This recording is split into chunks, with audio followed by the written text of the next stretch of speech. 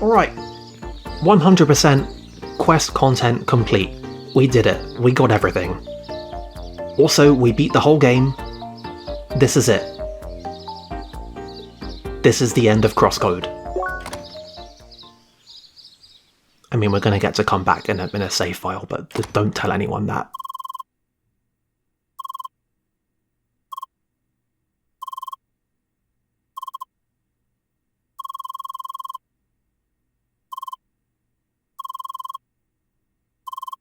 Oh right, they don't know about this. Well, this is going to be fun. On top of everything else, we're going on a big wild field trip to find out, once and for all, what the hell Tronny's deal is.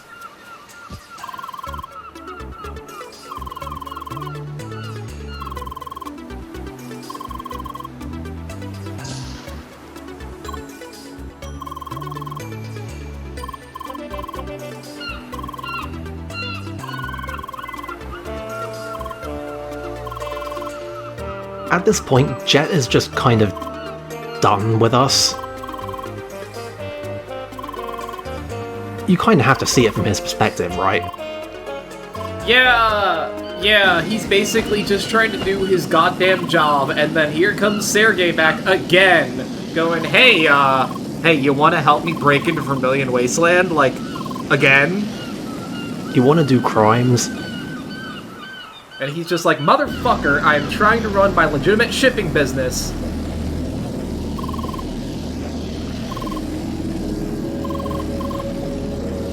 Yeah, you're welcome. Now piss off. No, I am not going to help you get back out of here. Get the fuck out of my sight. I believe it's intended to be to be understood that we can teleport out of here because all the nonsense that was going on there is finished. It's just that we can't teleport in.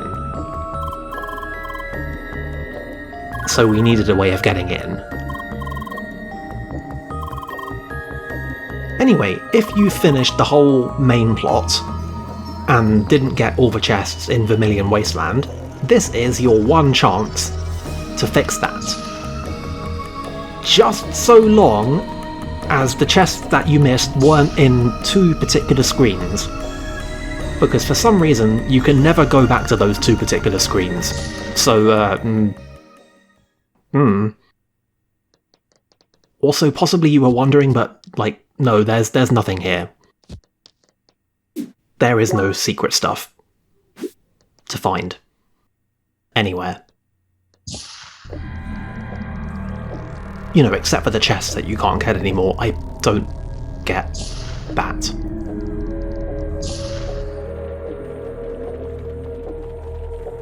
But then again, if you also somehow missed the 2 chests in Rhombus Dungeon that didn't contain the rookie gear, then those are cut off forever as well. So this whole thing is really very weird. I don't understand why they did that. Fortunately, that doesn't matter for literally anything except trophies. It does seem weird that they wouldn't let you go back into the rookie dungeon, because, like... Yeah. It's just there. It's not like it's disappeared. It's really weird and really arbitrary. Anyway, you also can't visit any of the other buildings here, but that doesn't really matter, because there's nothing in there.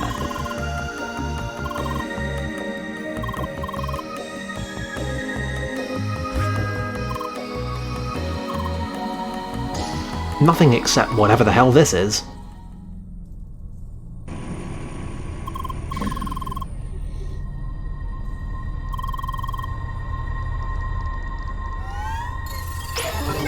Now I know we've all missed these fucking guys. I know all of you went through this entire DLC and you're like, but the one thing that they didn't bring back was the fucking virus enemies. I really miss them, I want to fight them again. Well folks, this one is for you. So, is that a thank you or a fuck you? Yes.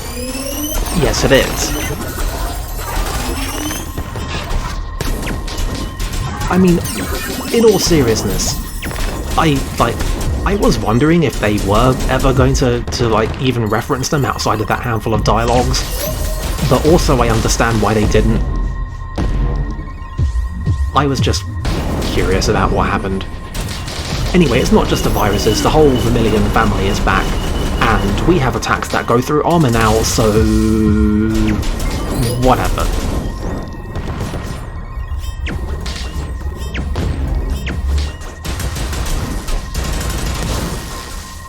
Stop bothering us.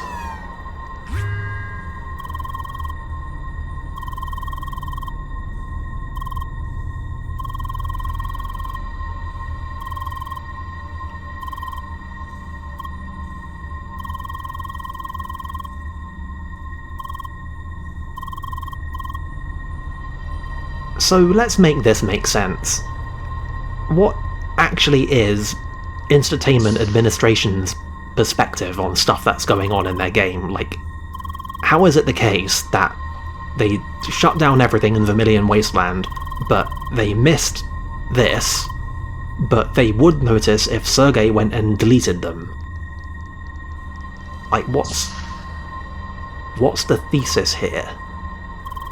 Well, I would say presumably some kind of access logs or tampering would be seen, but we're leaving access logs all over the fucking place by virtue of just being here at all, so...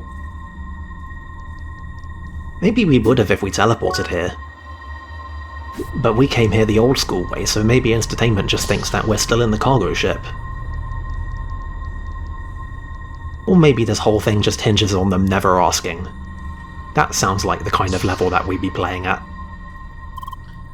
I mean, does Entertainment actually know about the cargo ship? That we can even go there at all? That's a good question.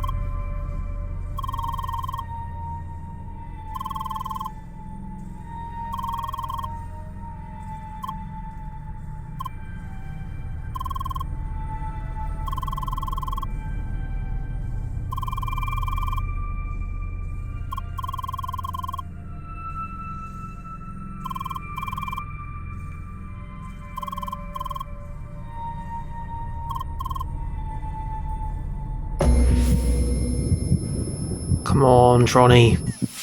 Piece it together. I know you can do this.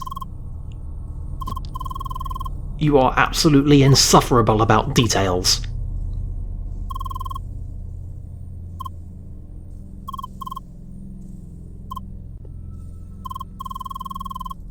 Just tell us, what doesn't make sense? You were born for this.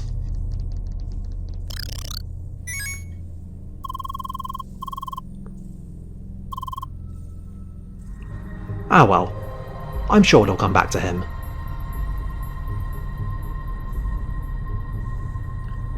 Anyway, we kind of get some more original music at this point. Like, it's a stretch to call what's going on here music, but it does come in 5 tracks that do get mixed variably as you go through the area. So I guess that's nice. Like with the disco loop, I'll probably extract that from the game and loop something together and post it in the thread just for completeness.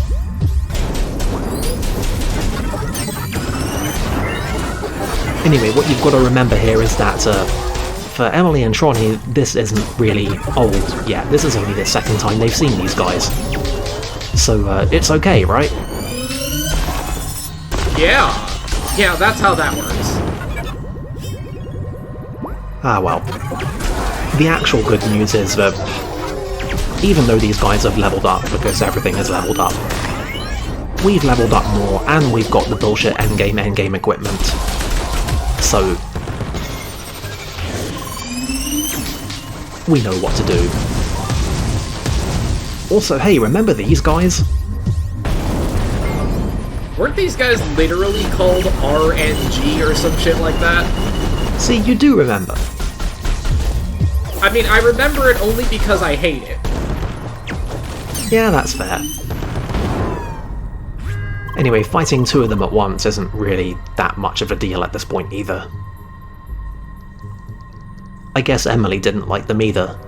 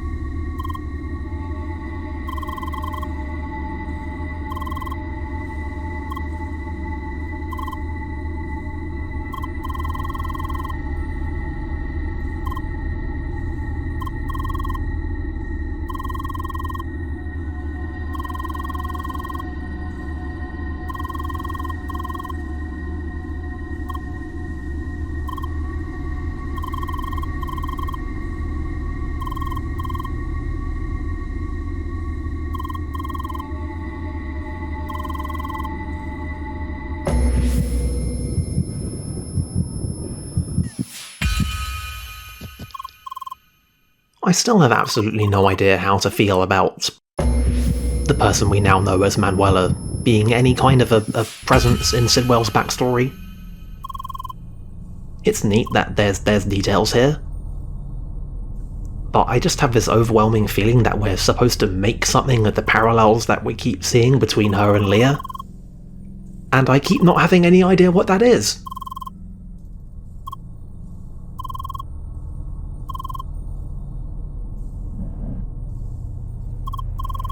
I feel like the game is trying to garner some kind of sympathy for him, like by proxy through Tronny, except, you know, there's really no reason to have any sympathy for Sidwell at all. Yeah. That is absolutely a fair reading.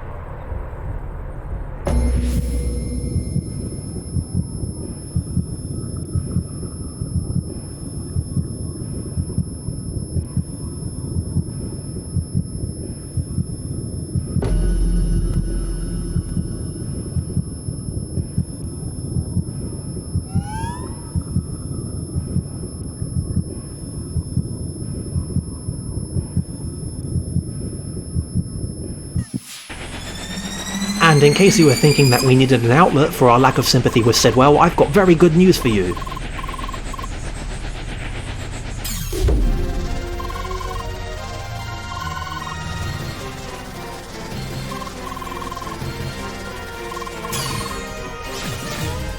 So, here's the final boss of the new home. It's literally Sidwell. Except there's two of him? What's going on here? Also, he appears to be invincible. But no, there he is. And I guess now we know why he appears to be invincible.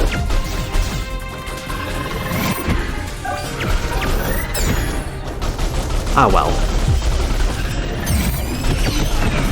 We're doing like 1 point of damage at a time, I'm sure we can work something out.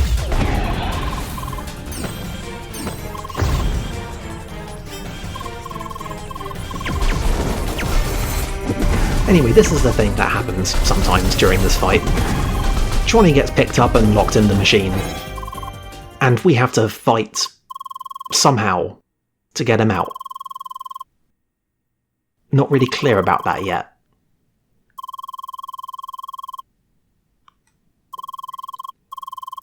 Anyway, you know what we do about invincible enemies in this game, right?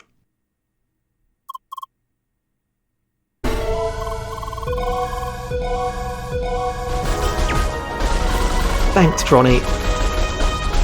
Alright, for real this time. I don't really know how to describe the effect that happens when Sidwell attacks. It's like, it's entirely original, it isn't like literally anything else, anywhere else in the game. I'm pretty sure it doesn't have an element. It's just like weird blue and black final boss elemental stuff. So anyway, Tronny gets locked in the machine and the clones get directed to attack him. And you have to hit the attacking clone, otherwise Tronny will take damage. There's nothing really special about the damage that happens there, it's just he takes combat damage and he can get KO'd and he might have to wait to come back. Yeah, I was gonna say, is that really that big of a deal, considering that, like... Yeah. Yeah, he'll revive on his own eventually. Yeah, it's not a quick time event, instant game over, or any of that shit. It's just that, it's helpful to have your party in the fight.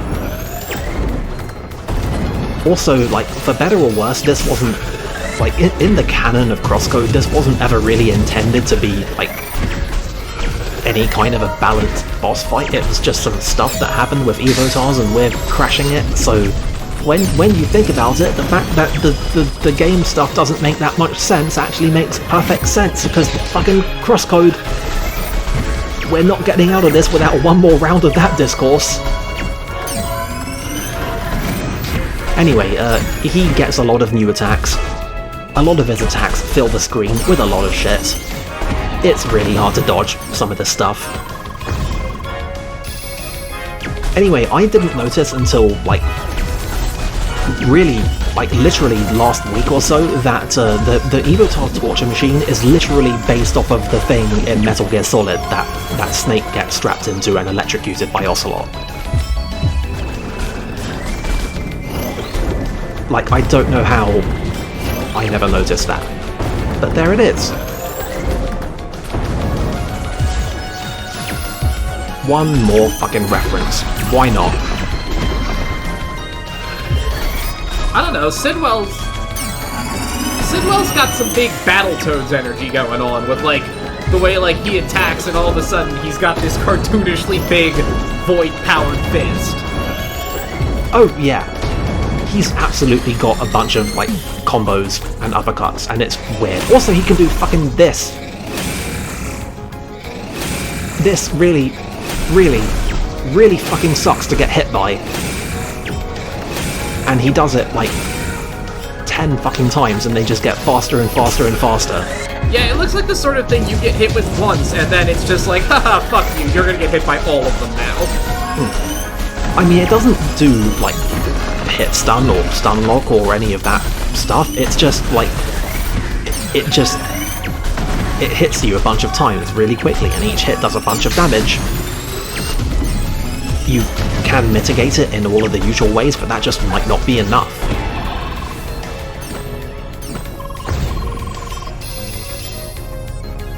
Anyway, each time you do this, there's more clones, it becomes more of a problem to actually get this going. And of course there's dialogue. Sorry, Citron. The pretty, I don't want to say implication because they literally say it, but like it's a thing that originally when they did this, I guess they just had a pain setting for Evotars, which is a thing that I'm sure Entertainment just allowed to exist for very good reasons. I mean, well, that would make sense, actually, because this whole system is based on the already existing Avatar system, which itself has, like, it has a sensory option. That's why they did, that's why, like, there was the thing, like, oh, you can choose to actually feel the heat of the desert or whatever. Yeah. I like to suffer in the humid jungle because I'm normal. That attitude is what led to years of AI torture. It really is all those people's fault. This is what your immersion has wrought. I really tried to get in with that, but... oh well. We'll get in with the next one.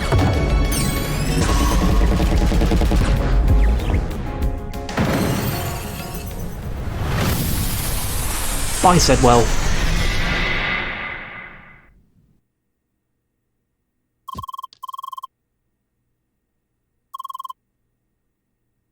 I mean, that wasn't really Sidwell, though, was it?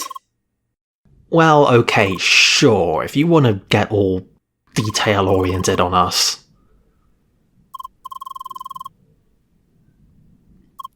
But we can't pretend that nobody present found it cathartic.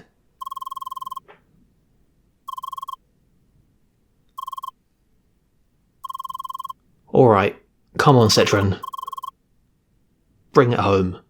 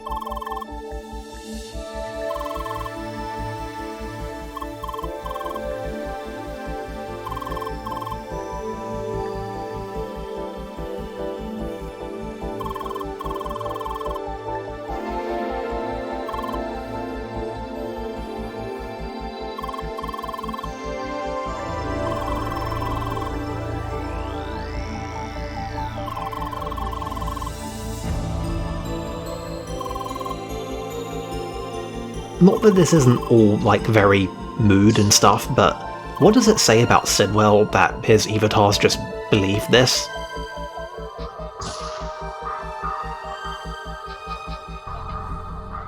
I mean, honestly, all things considered, this is given the nature of this Crossworlds and whatnot, if you were gonna do a scheme like this is actually not a bad way to go about it, all things considered. I mean, if you want it done properly, you do it yourself, right?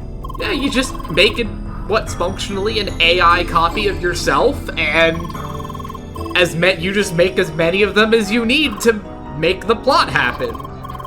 Consign them all to an eternity of literal Black Mirror torture. Fuck it, why not? I mean, is it a terrible thing to do? Yes, but, if you're the sort of person who's come up with this sort of scheme to begin with, I don't think morality is really your strong suit to begin with, so... Yeah.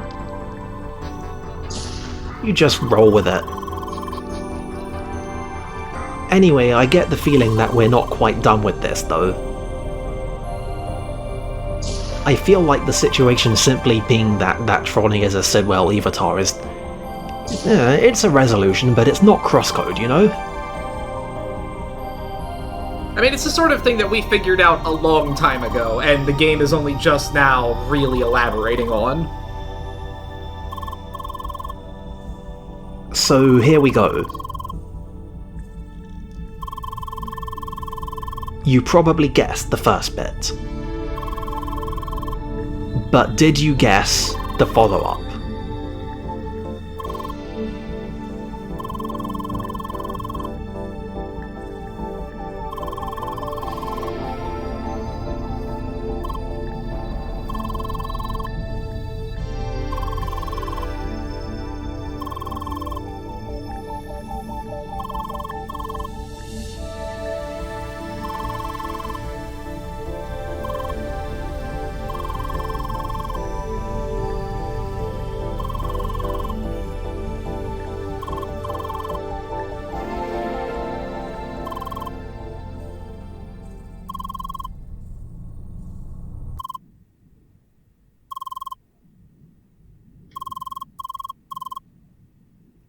CrossCode.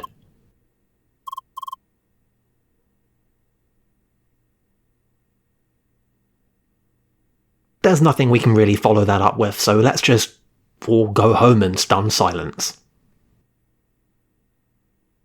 I mean, that also does more or less track. I mean, that's it, right? This ties everything up. This is what the deal with Citron was.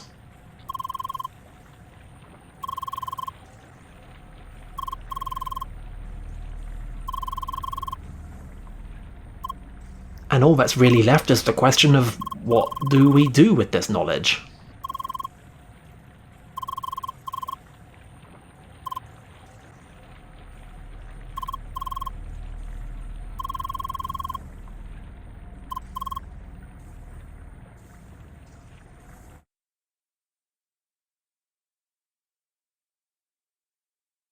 Well, let's get this over with. Fucked up that after all that we're gonna turn him over to the mods, but probably for the better, all things considered.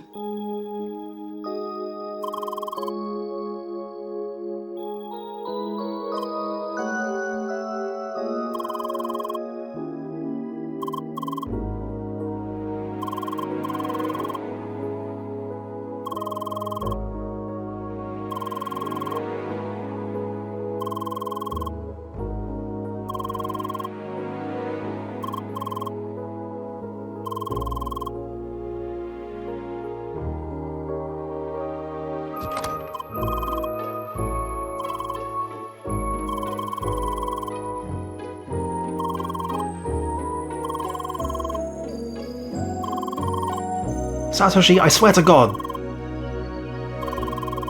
Not the time.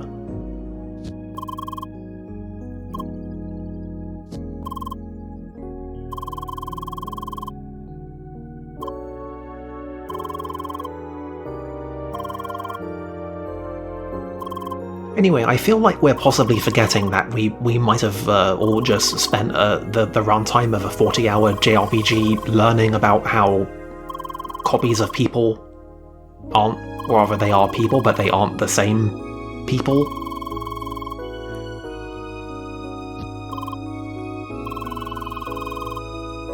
Like, I don't know.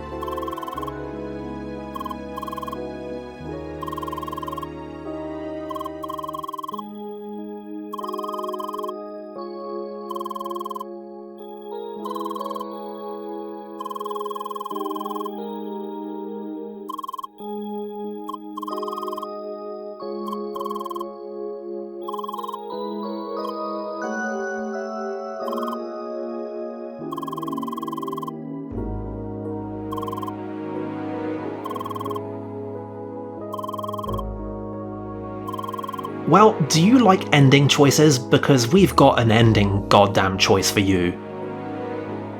Press X to decide upon Citron's humanity. So is this... I'm just fucking kidding. We're not considering kicking him out. So I can't believe that we were presented with the red ending and the blue ending.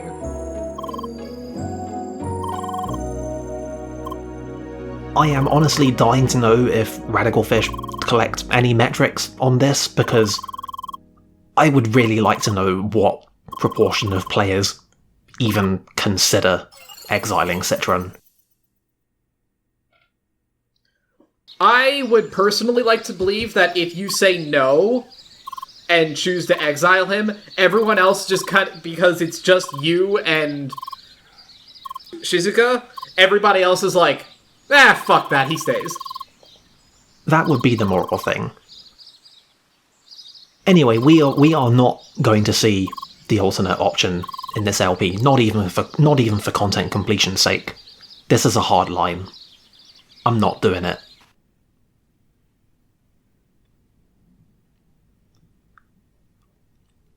I will tell you that it changes some of these scenes very minutely, but not nearly as much as you'd think for, what seems like a fairly momentous ending decision.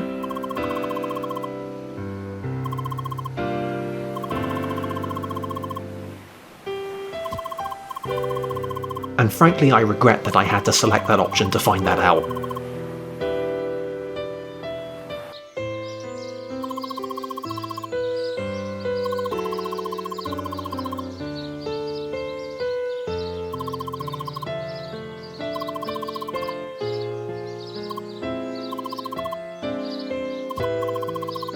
I would like to state for the record that I speculated the existence of a scene basically identical to this before the DLC came out. Although in my version they actually fixed the speech sync, and it took place in the First Scholar's headquarters, because I wouldn't have known about Homestead, but, like, come on. That is just the most Leah possible thing to do.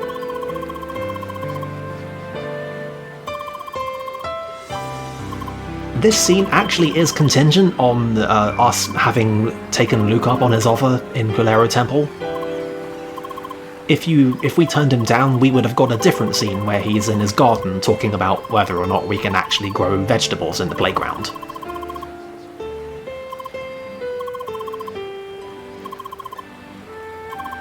But we went for it, and we got this instead.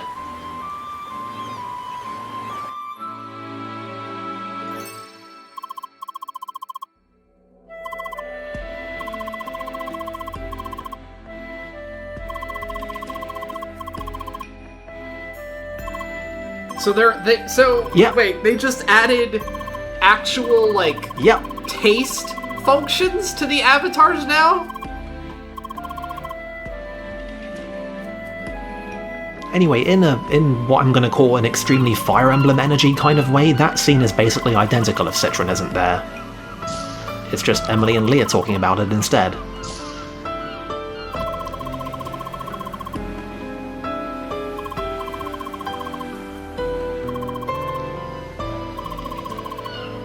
And who had Apollo as a boat nerd?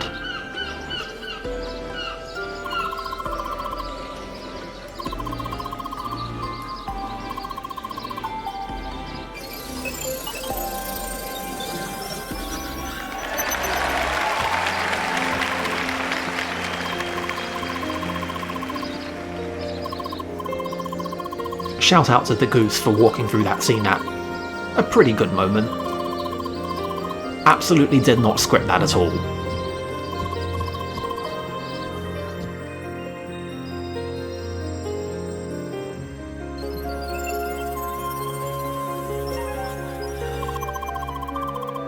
I feel like that's gotta be awkward, like, somebody comes in, they just happen to, like, visit the village, and there's like, oh, there's this big monument of Leah, and then, like, you walk, like, 10 steps to the right, and then Leah's just, like, sitting there on a bench, and it's like, oh. Yep. What's in any way incongruous about that? Leah would just deliberately hang out there, wearing the smug face the whole time. She would just point at the statue every now and then and go, Leah.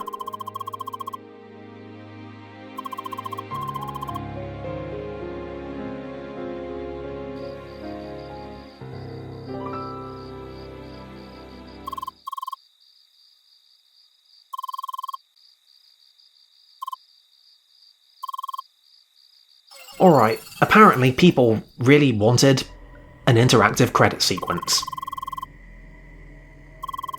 So we will give the people what they want. Did they, though? Also, we've had this Radical Fish enemy sprite kicking around since the early access version, and it had to go somewhere, so... here we go. I have no idea what the combat capabilities of these things are. I don't know how real a fight this is. I know we have skill points, we do actually have a meter, we just can't see it. I don't know if we can die here. There's actually an astonishing amount that I don't know about this set piece. But fuck it, let's just murder some Radical Fish. Because that's it. That's the DLC. That's the whole story. That's all the bows wrapped up. Care to amend our verdict slightly? I think it's really weird that they go through all the trouble of explaining who Trani is and all these things, and then they don't actually give, like, any sort of closure on Sidwell himself? I mean, he originally got away, and now we're on the verge of actually taking him down. That's about it, really. mean, it's kind of a whole question in and of itself. Like, okay, so suppose they get him. What even do you do with him if you find him? Like, has he actually committed a crime? What's the situation with that? Like, I don't think they're in a position to even begin addressing that. I mean, that's kind of not really the point, though. I think, like whether or not all they've actually got a grounds to do it. I mean, certainly I think that Instatainment has a legal case against him for all kinds of interesting things. Maybe they'll just get him on theft of intellectual property or something. Right, but yeah, so Instatainment can get him on any number of things. But that's not really the point, though. I just think it's really weird that they don't have just the idea that, hey, they actually did get him. I feel like would have been a substantially better point. I think we're supposed to take it as given that he's as good as got at this point, for whatever reading of that you care to go with.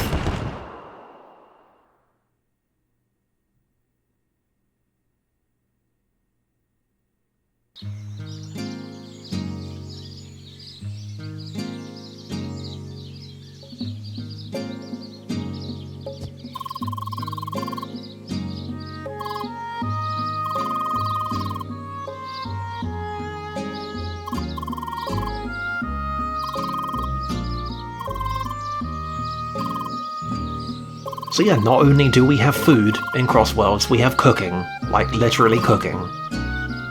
What can possibly go wrong?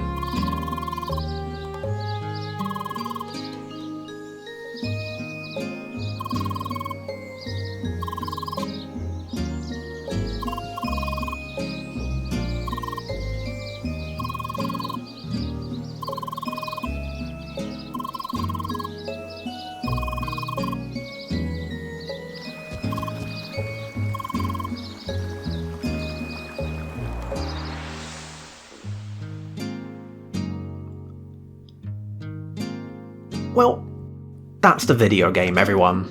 Apollo, please get off the light post. Come on, man. Does Apollo seem like the type to get off the light post? You know better than this.